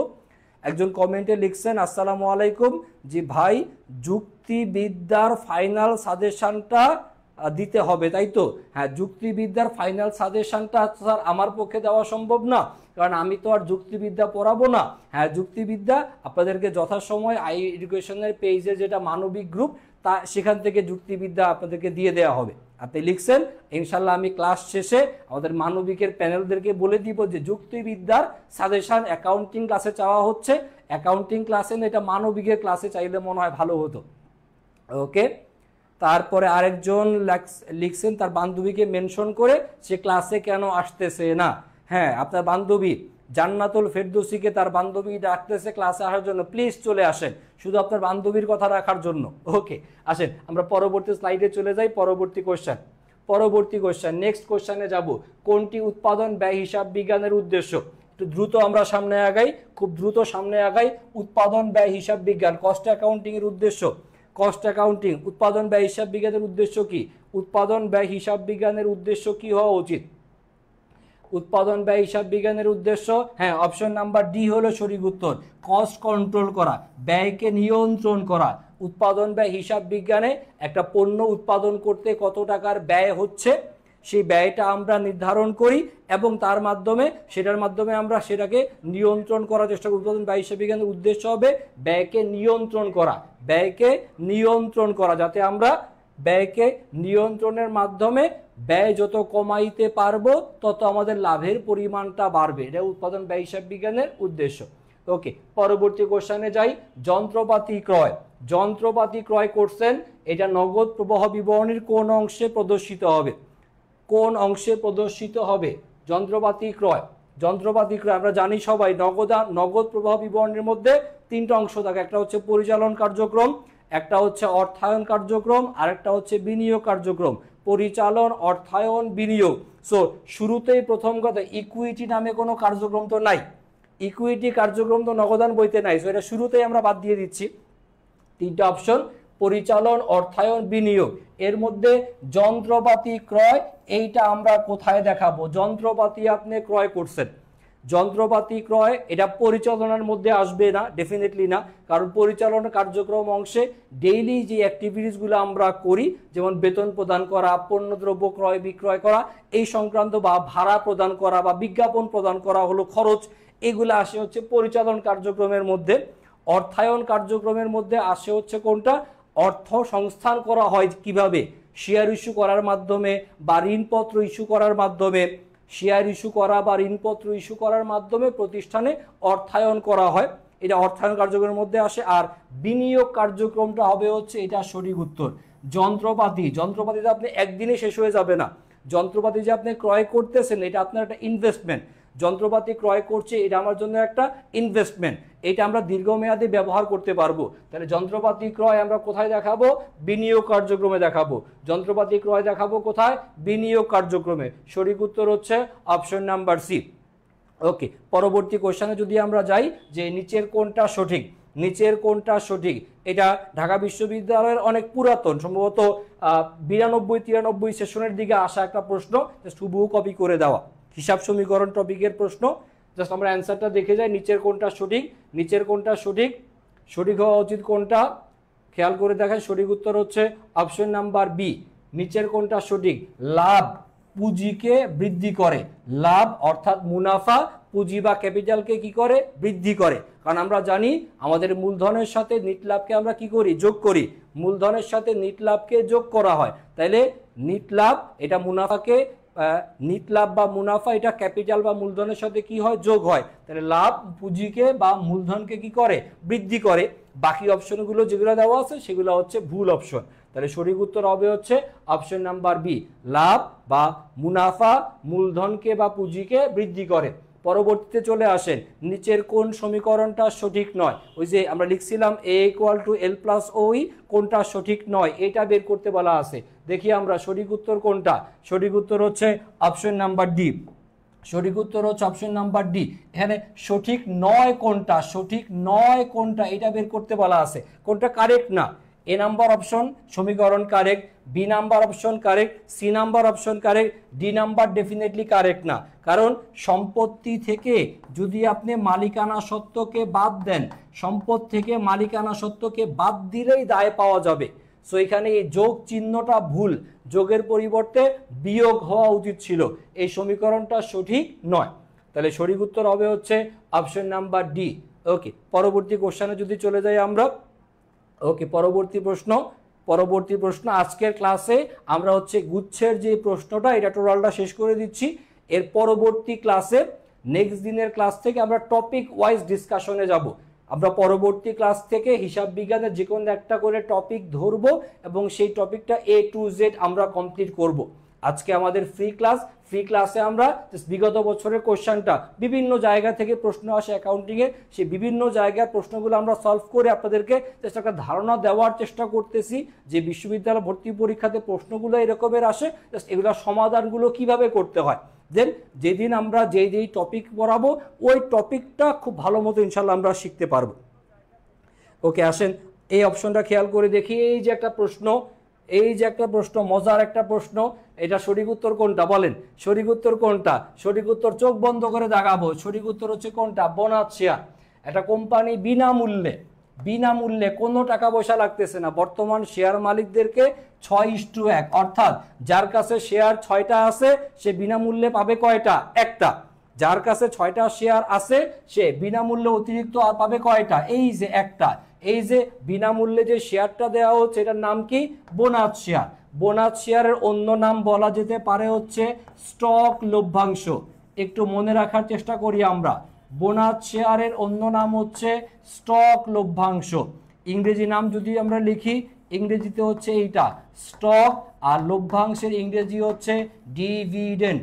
বোনাস শেয়ার বা স্টক লভ্যাংশ, স্টক ডিভিডেন্ড, এটা বর্তমান বা বিদ্যমান শেয়ার হোল্ডারদের মধ্যে, বর্তমান বা বিদ্যমান শেয়ার হোল্ডারদের মধ্যে বিনামূল্যে প্রদান করা হয়। একজন কমেন্টে লিখছেন মুন্না, ও ভাই আমি তো ভাবছি এটা এইচএসসি। না স্যার, এটা এইচএসসি না, এটা হচ্ছে এইচএসসি 2024 ব্যাচ। এটা হচ্ছে এইচএসসি 2024 ব্যাচের স্টুডেন্টদের জন্য। আপনারা তো এইচএসসি 25 ব্যাচ হবেন, যারা ইন্টারমিডিয়েট পরীক্ষা দিবেন এই বছর, হ্যাঁ তাদের জন্য এই ক্লাসটা উপকারী হবে। যারা এইচএসসি 25 ব্যাচ, যারা এইচএসসি 25, তারা যদি এই ক্লাস করেন আপনার লুজার হবেন না, আপনার উপকারেই লাগবে। এইচএসসি 25 ক্লাস থেকে চলে যাবেন না। হ্যাঁ একাডেমিক পড়ানো হচ্ছে, আপনি চলে যাবেন না প্লিজ, আপনি থাকেন। এই প্রশ্নগুলো আপনার কিছুদিন পরে যে আপনার ইন্টারমিডিয়েট পরীক্ষা সেখানেও চলে আসতে পারে, সেখানেও চলে আসতে পারে, কারণ এগুলো ম্যাক্সিমামই বিগত বছরে ঢাকা বিশ্ববিদ্যালয়ে আসা প্রশ্ন। এরা এইচএসসির সিলেবাসে ওই টপিকগুলো সবই আছে। যৌথ মূলধনী কোম্পানির মূলধন, অ্যাকাউন্টিং সেকেন্ড পেপারে আছে না, যৌথ মূলধনী কোম্পানির মূলধন, হ্যাঁ এই যে এরকমের প্রশ্ন এমসিকিউ অংশে চলে আসতে পারে। সো আপনি একাডেমিক ভেবে আপনি চলে যাবেন না, থাকেন। ওকে, সিনিয়রদের সাথে ক্লাস করতে পারতেছেন, এটা আপনার জন্য বিশাল সৌভাগ্য, থেকে যান। সেকেন্ড টাইম বা ফার্স্ট টাইম যারাই হন থাকেন, চলে যাবেন না, কাজে লাগবে আশা করি। তাহলে আমরা শিখলাম এটার নাম কি, বোনাস শেয়ার। ওকে, পরবর্তী কোশ্চেনে চলে যাই। নেক্সট কোশ্চেন, সঠিক উত্তর ছিল অপশন নাম্বার বি। নেক্সট কোশ্চেনে চলে যাই। এনএসএফ, এনএসএফ চেক দ্বারা কি বোঝায়? এনএসএফ এলাবোরেশন লিখে রাখেন। এনএসএফ, এনতে হচ্ছে নট, নট মানে হচ্ছে না, তারপরে হচ্ছে সাফিসিয়েন্ট, সাফিসিয়েন্ট মানে হচ্ছে পর্যাপ্ত, not sufficient fund, not sufficient fund. NSF এটা দ্বারা যেটাকে বোঝায় সেটার নাম হচ্ছে অপর্যাপ্ত তহবিল। অপর্যাপ্ত তহবিল। আপনি একজনকে চেক দিছেন 1 লক্ষ টাকা, আপনার অ্যাকাউন্টে আছে হচ্ছে 90,000 টাকা। চেক দিছেন 1 লাখ টাকার, আর অ্যাকাউন্টে টাকা আছে হচ্ছে 90,000। তার মানে চেকটা কি পাস হবে? চেক কখনোই পাস হবে না। আপনি যত টাকা মূল্যের চেক দিছেন অ্যাকাউন্টিং এর মানে আপনার অ্যাকাউন্টে তত বা তার যদি বেশি অ্যাকাউন্ট মানে টাকা পরিমাণ থাকতে হবে। সো যদি আপনার টাকার পরিমাণ পর্যাপ্ত না থাকে সেটাকে বলা হয় হচ্ছে অপর্যাপ্ত তহবিল। ইংরেজিতে বলা হয় NSF check, not sufficient fund check, not sufficient fund check. সঠিক উত্তর খেয়াল করি, সঠিক উত্তর হচ্ছে কোনটা? এই যে এইটা, অপশন নাম্বার ডি। হিসাবধারীর হিসাবে পর্যাপ্ত টাকা না থাকা। পর্যাপ্ত টাকা না থাকা মানে কি? অপর্যাপ্ত তহবিল। যত টাকা মূল্যের চেক তত টাকা আপনার অ্যাকাউন্টে জমা নাই। NSF check, not sufficient fund cheque. আর এই এনএসএফ চেক এটাকে আমরা নগদান বইয়ের জের থেকে বাদ দেই। একটু মনে রাখবেন, এটা নগদান বইয়ের জের থেকে বিয়োগ করা হয়। ব্যাংক সমন্বয় বিবরণীর ক্ষেত্রে এটা কাজে লাগবে। নগদান বইয়ের জের থেকে এটা বিয়োগ হবে বা বাদ যাবে। এনএসএফ চেক, প্রত্যাখ্যাত চেক, এটাকে বলা হয় হচ্ছে ডেবিট মেমোরান্ডাম। ডেবিট মেমোরান্ডাম বা সংক্ষেপে শুধু মেমো বলা হয়। ডেবিট মেমোরান্ডাম বা ডেবিট মেমোর উদাহরণ হচ্ছে একটা এনএসএফ চেক। আর এই এনএসএফ চেক নগদান বইয়ের জের থেকে বিয়োগ করতে হয়। এনএসএফ চেক মানে হচ্ছে হিসাবদারির অ্যাকাউন্টে পর্যাপ্ত পরিমাণ টাকা না থাকা, অর্থাৎ অপর্যাপ্ত তহবিল, যথেষ্ট পরিমাণ টাকা তার অ্যাকাউন্টে নাই। ওকে, আসে পরবর্তী কোশ্চেনে যাই। পরবর্তী প্রশ্ন, সঠিক উত্তর ছিল অপশন নাম্বার ডি। আর অল্প কয়টা কোশ্চেন আমাদের বাকি আছে, আশা করি খুব দ্রুতই আমরা শেষ করে ফেলতে পারবো। ওকে, পরবর্তী প্রশ্ন, প্রত্যেক মাসের 1 তারিখে সারা বছরে 2,000 টাকা করে নগদ উত্তোলন করছেন। উত্তোলনের উপর সুদের হার হচ্ছে 5%। বাৎসরিক সুদের পরিমাণ কত টাকা? অংশীদারি কারবারের অঙ্ক, অংশীদারি কারবারের অঙ্ক প্রত্যেক মাসের 1 তারিখে উত্তোলন করছেন। 1 তারিখে উত্তোলন করছেন মানে হচ্ছে প্রত্যেক মাসের শুরুতে উত্তোলন করা হয়েছে। তো শুরুতে যদি উত্তোলন করা হয় তাহলে আমরা একটু হিসাব করে বের করি উত্তোলনের সুদের পরিমাণ। উত্তোলিত টাকার পরিমাণ হচ্ছে 2,000 টাকা। 2,000 টাকা করে উত্তোলন করছেন ইন্টু সুদের হার পার্সেন্টেজ কত? 5%। আর এটাকে আপনি গুণ দিবেন কত দ্বারা? গুণ দিবেন হচ্ছে 6.5 দ্বারা। 6.5 দ্বারা গুণ 6.5 6.5 দ্বারা গুণ। কেন?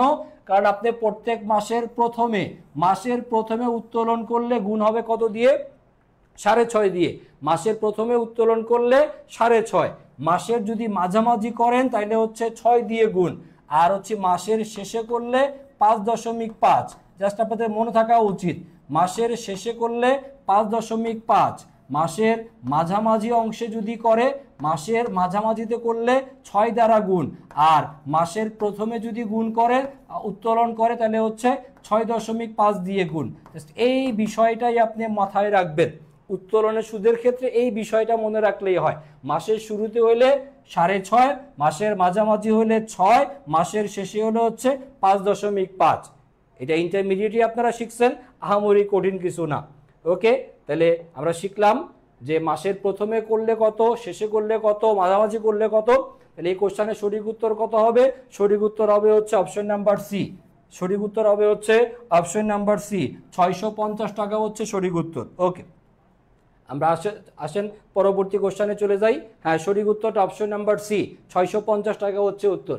ওকে, পরবর্তী প্রশ্ন, এফএএসবির পূর্ণরূপ কি? ভাই এটা গুচ্ছতে আসা প্রশ্ন। এফএএসবির এলাবোরেশন জিজ্ঞাসা করছে, এই প্রশ্নে একটা নাম্বার দিচ্ছে।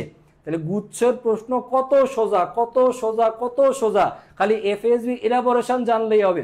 এফএএসবি সঠিক উত্তর কি? Financial accounting standard board. Financial accounting standard board, সঠিক উত্তর option number A, financial accounting standard board. Option number A হলো সঠিক উত্তর। এই রকম প্রশ্ন ভর্তি পরীক্ষায় আসে। এরপরে যদি আপনারা চান্স না পান তাহলে এর থেকে বড় দুর্ভাগ্য আর কি হইতে পারে? দুর্ভাগ্যের শিকার আর হওয়া যাবে না। ওকে, পরবর্তী প্রশ্ন, অংশীদারি কারবারে। অংশীদারি কারবারে ক খ তারা দুইজন, তাদের মুনাফা বন্টনের অনুপাত 4:3, আর তারা নতুন করে নিচে হচ্ছে গ কে, সে মুনাফা পাবে কত? 5/2। হ্যাঁ, 5/2। কি বের করতে বলা আছে? নতুন অনুপাত কত? অনেকেই বলতেছেন স্যার এই অঙ্ক তো মনে দেখছি, এই অঙ্ক তো মনে করছি। হ্যাঁ স্যার, এইটা ঢাকা বিশ্ববিদ্যালয়ের বিগত বছরের প্রশ্ন রিপিট করা হয়েছে। ওকে, সঠিক উত্তর কত হয় কমেন্ট বক্সে লেখার চেষ্টা করেন। কমেন্ট বক্সে লেখার চেষ্টা করেন নতুন অনুপাত কত হবে। নতুন অনুপাত কত হবে? ক, তারপর হচ্ছে খ, আর হচ্ছে গ, এই তিনজনের মুনাফা বন্টনের অনুপাত কত হবে? মুনাফা বন্টনের অনুপাত কত হবে? সঠিক উত্তর কত হবে কমেন্ট বক্সে লিখে জানান। সঠিক উত্তর কত হবে? নতুন অনুপাত কত হবে? সঠিক উত্তর মুনাফা বন্টনের অনুপাত সঠিক উত্তর হবে হচ্ছে অপশন নাম্বার সি, 12, 9 আর হচ্ছে 14। 12, 9, 14। স্যার অঙ্কই তো করলেন না, সমাধান কিভাবে হলো? স্যার এই অঙ্ক অসংখ্যবার আমরা করছি, অঙ্কের অ্যান্সার মুখস্থ। আসলে অঙ্কটা কিভাবে করতে হবে আমি জাস্ট করে দেখাচ্ছি আপনাদের, আশা করি খুব বেশি কঠিন কিছু মনে হবে না আপনাদের কাছে। ক খ অনুপাত কত? 4:3। প্রথমে এই অনুপাত দুইটাকে যোগ করেন, 4 আর 3 কে যোগ করেন। 4 আর 3 কে যোগ করলে কত পাই আমরা? 7। 7 ভাগের মধ্যে কয়ের কয় ভাগ? 4 ভাগ। আর ক্ষয়ের কত ভাগ? 7 ভাগের মধ্যে হচ্ছে 3 ভাগ। 7 ভাগের 4 ভাগ হচ্ছে কয়ের, 7 ভাগের 3 ভাগ হচ্ছে ক্ষয়ের। আর গ যে নতুন, তার তো আর এখানে কোনো অংশীদারিত্ব নাই, তাহলে টোটাল যোগফলটাই গয়ের মধ্যে বসাবো। গয়ের মধ্যে পুরো যোগফলটাই বসাবো 7 ভাগের 7, কারণ এই 4:3 তো আর থাকবে না। 4:3 পরিবর্তে নতুন অনুপাত আসবে। নতুন অনুপাতের ক্ষেত্রে ক অনুপাত অনুযায়ী 4 ভাগ, খ অনুপাত অনুযায়ী 3 ভাগ, আর গয়ের ক্ষেত্রে যোগফলটা উপরে নিচে সেম অ্যামাউন্টে লিখবো 7 ভাগের 7 অঙ্কের নিয়ম অনুযায়ী। সামনে এবার গুণ চিহ্ন দেই, খেয়াল করে দেখেন। গ নতুন যে আসতেছে সে লাভ ক্ষতির কয় ভাগের কয় ভাগ পাবে? 5/2। সো গয়ের সামনে যান, তাকে সেই 5/2 অংশ দিয়ে আসেন। গ নতুন যে, গ পাবে কত? 5/2। গ যদি 5 ভাগের মধ্যে 2 ভাগ পেয়ে যায়, একটু খেয়াল করি স্যার, গ যদি 5 ভাগের মধ্যে 2 ভাগ পায়, গ যদি 5 ভাগের মধ্যে 2 ভাগ পায়, তাহলে বাকি থাকে কত? আর 5 ভাগের মধ্যে 3 ভাগ। বাকি থাকে কত? 5 ভাগের 3 ভাগ। সেই 5 ভাগের 3 ভাগের দাবিদার কারা কারা? ক এবং খ। ক এবং খ সেই 5 ভাগের 3 ভাগের দাবিদার। গ নিয়ে যাবে 5-এর 2, 5-এর 3, 5-এর 3, ক এবং খ। এবার শুধু গুণ করলে আপনি অ্যান্সার পেয়ে যাবেন। শুধু উপরের টুকু গুণ করলেই হবে। 3 4 কত? 12। এখানে উপরে 3 3 হচ্ছে 9, আর এই যে এখানে 7 2 14, 12 9 14, দেখেন আমি উত্তর লিখে রাখছি 12 9 14, সঠিক উত্তর হচ্ছে 12 9 14। হ্যাঁ, এটা আরো শর্টকাট টেকনিকে করা যায়, শর্টকাট টেকনিক আশা করি আপনারা পারেন, না পারলে ইনশাল্লাহ ক্লাসে আমরা শেখাবো, আপনাদের টেনশন নেওয়ার দরকার নাই। তাহলে সঠিক উত্তর হচ্ছে 12 9 14। ওকে, আর এটা ছিল 32 নাম্বার কোশ্চেন, সঠিক উত্তর অপশন নাম্বার সি। ওকে, পরবর্তী প্রশ্নে চলে আসি। নিচের কোনটি হিসাব বিজ্ঞান তথ্যের গুণগত বৈশিষ্ট্য নয়? হিসাব বিজ্ঞান তথ্যের গুণগত বৈশিষ্ট্য নয় কোনটা? হিসাব বিজ্ঞান তথ্যের গুণগত বৈশিষ্ট্য নয়, সঠিক উত্তর হবে হচ্ছে option number D. Option number D, ঐতিহাসিক মূল্য। ঐতিহাসিক মূল্য দ্বারা হচ্ছে যাকে বোঝায় সেটা হচ্ছে ক্রয় মূল্য নীতিকে। ঐতিহাসিক মূল্য দ্বারা বোঝানো হয় হচ্ছে ক্রয় মূল্য নীতি। এইটা হিসাব বিজ্ঞান তথ্যের গুণগত বৈশিষ্ট্য নয়, কারণ এটা নিজে একটা নীতি। বাকি যেগুলো দেওয়া আছে প্রাসঙ্গিকতা, বিশ্বাসযোগ্যতা, পূর্বানুমান মূল্য, এগুলো গুণগত বৈশিষ্ট্য। গুণগত বৈশিষ্ট্য নয় হচ্ছে ঐতিহাসিক মূল্য। ঐতিহাসিক মূল্য দ্বারা ক্রয় মূল্য নীতিকে বোঝানো হয়। ওকে, পরবর্তী প্রশ্নে যদি আমরা যাই, নেক্সট কোশ্চেন খেয়াল করি। ক্রয় মূল্যের উপর লাভের হার হচ্ছে 25%, আর বিক্রয়ের পরিমাণ দেওয়া আছে হচ্ছে 20,000 টাকা। লাভের পরিমাণ কত এইটা বের করতে বলা আছে। লাভের পরিমাণ কত বা মুনাফার পরিমাণ কত বের করতে হবে। এই কোশ্চেনটা সঠিক উত্তর হওয়া উচিত কত টাকা? সঠিক উত্তর হচ্ছে অপশন নাম্বার সিতে দেওয়া আছে। অপশন নাম্বার সিতে লাভের পরিমাণ দেওয়া আছে হচ্ছে 4,000 টাকা। কিভাবে বের করব? কিভাবে বের করব একটু মনোযোগ দিয়ে খেয়াল করে দেখেন। কিভাবে বের করব খেয়াল করেন। প্রশ্নে ক্রয় মূল্যের উপর মুনাফার হার দেওয়া আছে। ক্রয় মূল্যের উপর মুনাফার হার মানে হচ্ছে ক্রয় হার। ক্রয় মূল্যের উপর মুনাফার হার কত? 25%। ক্রয় মূল্যের উপর মুনাফার হার কত? 25%। আমরা আপনাদেরকে একটু আগেই ক্লাসের মধ্যে শিখাইছি যে ক্রয় মূল্যের উপর মুনাফার হার যদি 25% হয়, তাহলে বিক্রয় মূল্যের উপর মুনাফার হার কত? বিক্রয় হারের পরিমাণ কত? আমরা একটা লাইন লিখে দিয়েছিলাম, আপনাদের মনে থাকার কথা। ক্রয় হারের পরিমাণটা বেশি হয়, বিক্রয় হারের পরিমাণটা কি হবে? কম হবে। তো ক্রয় হারের পরিমাণ যদি 25% হয়, বিক্রয় হারের পরিমাণ হবে হচ্ছে 20%। ক্রয় হারের পরিমাণ যদি 25% হয়, বিক্রয় হারের পরিমাণটা কত হবে? 20%। সো আর বিক্রয়ের পরিমাণ দেওয়া কত আছে? 20,000 টাকা। বিক্রয়ের পরিমাণ দেওয়া আছে হচ্ছে 20,000। বিক্রয় মূল্যের সাথে বিক্রয় হারকেই গুণ দিতে হবে। এই যে অঙ্কে দেওয়া আছে বিক্রয়ের পরিমাণ, তো এর সাথে কাকে গুণ দিতে হবে? বিক্রয় হারকে। ক্রয় হার দ্বারা গুণ দিলে হবে না, ক্রয় মূল্যের সাথে ক্রয় হার গুণ হবে, আর বিক্রয় মূল্যের সাথে বিক্রয় হার গুণ হবে। আমরা গুণ করে দেই। 20,000 টাকা ইন্টু কত? 20%। বিক্রয় মূল্য 20,000, বিক্রয় হার 20%। 20,000-এর 20% করলে মুনাফা বা লাভের পরিমাণ হবে কত টাকা? 4,000 টাকা। সঠিক উত্তর হচ্ছে অপশন নাম্বার সি। সঠিক উত্তর হবে অপশন নাম্বার সি। ওকে, লাস্ট প্রশ্ন, লাস্ট প্রশ্ন, লাস্ট প্রশ্ন। কোন আর্থিক বিবরণীটা নির্দিষ্ট একটা তারিখে আর্থিক অবস্থা দেখায়? আর্থিক অবস্থা দেখায় যে সেটার নাম কি? স্থিতিপত্র। স্থিতিপত্রের অন্য নাম হচ্ছে উদ্বৃত্তপত্র। স্থিতিপত্র বা উদ্বৃত্তপত্র, বা যার অন্য নাম বলা যেতে পারে হচ্ছে financial statement of financial position. আর্থিক অবস্থার বিবরণী। স্টেটমেন্ট অফ ফিনান্সিয়াল পজিশন, আর্থিক অবস্থার বিবরণী। বিভিন্ন নামে এটাকে ডাকা যেতে পারে। স্থিতিপত্র, উদ্বৃত্তপত্র, আর্থিক অবস্থার বিবরণী। এটা নির্দিষ্ট একটা তারিখে আর্থিক অবস্থাকে দেখায়। আর অবশ্যই মনে রাখবেন, এই যে অপশনে আয় বিবরণী দেওয়া আছে, আয় বিবরণী প্রকাশ করে একটা নির্দিষ্ট হিসাব বছরের আর্থিক ফলাফল। আয় বিবরণী কি দেখায় স্যার? আর্থিক ফলাফল দেখায়। আয় বিবরণী দেখাবে হচ্ছে আর্থিক ফলাফল, আর উদ্বৃত্তপত্র বা স্থিতিপত্র দেখাবে হচ্ছে আর্থিক অবস্থা। এই ছিল আমাদের এই টোটাল 25টা কোশ্চেন। টোটাল 35টা কোশ্চেন। আগের দিন 10টা পড়াইছিলাম, আর আজকে হচ্ছে কয়টা পড়াইলাম? 25টা, হচ্ছে 35টা কোশ্চেন। এই 35টা কোশ্চেন মিলে আমাদের হচ্ছে কি হইল? The end. আমরা শেষ করলাম। আমরা কি শেষ করলাম? আমরা শেষ করলাম জিএসটি 2024-25 সেশন। লাস্ট সেশনের গুচ্ছের ভর্তি পরীক্ষার প্রশ্নটা আমরা ব্যাখ্যা সহকারে সমাধান আপনাদেরকে দিছি। 2 দিন ব্যাপী আপনারা ক্লাস করছেন। 2 দিনে আপনারা 35টা কোশ্চেন শিখছেন। 35টা কোশ্চেনের ব্যাখ্যা জানতে পারছেন, যেটা গুচ্ছের পরীক্ষাতে এসেছিল। ওকে, আমরা এখানেই ক্লাসটা শেষ করব আজকে। আর পরবর্তী দিন থেকে আমরা আর এরকমের প্রশ্নমূলক ক্লাস থাকবে না। পরবর্তী দিন থেকে আমাদের যে কোনো একটা টপিক ভিত্তিক ক্লাস থাকবে এবং সেই টপিকটা আগেই আমরা আপনাদেরকে একটা রুটিন দিয়ে দিব। রুটিন অনুযায়ী আপনাদের ক্লাসটা চলবে। পরবর্তী দিনগুলো থেকে অ্যাকাউন্টিংয়ের যে কোনো একটা করে টপিক আমরা ধরবো এবং সেই টপিকের A to Z আমরা আপনাদেরকে শেখানোর চেষ্টা করব। সো যারা ক্লাসের শুরু থেকে শেষ পর্যন্ত ছিলেন তাদের সবাইকে ধন্যবাদ জানিয়ে এখানেই শেষ করতেছি এবং পরবর্তীতে আপনারা আই এডুকেশনের পেজে আপনাদের চোখ রাখবেন এবং খেয়াল করবেন। পরবর্তীতে অ্যাকাউন্টিং ক্লাসের একটা শিডিউল দিয়ে দেওয়া হবে, রুটিন। সেই রুটিন অনুযায়ী আপনারা পরবর্তীতে নিজে এবং আপনার বন্ধু বান্ধব সহকারে ক্লাসে ইনশাল্লাহ জয়েন করবেন। আশা করি খুব আহামরি কিছু না, তবে ইনশাল্লাহ ইফেক্টিভ ওয়েতে এবং খুব দ্রুত সময়ের মধ্যে অ্যান্সার বের করতে পারা যায় এরকমের অ্যাকাউন্টিং আমরা আপনাদেরকে ইনশাল্লাহ শেখাইতে চেষ্টা করব। আমরা অন্য কারো কম্পিটিটর না, কারোর সাথে কম্পিটিশন দিতে আসি নাই।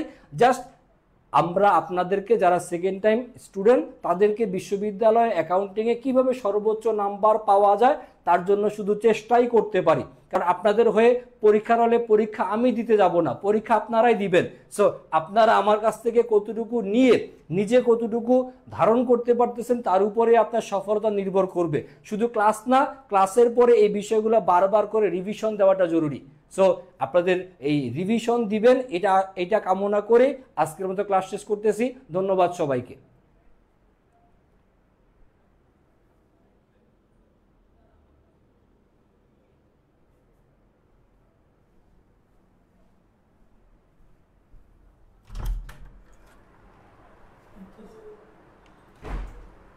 শেষ করো। শেষ।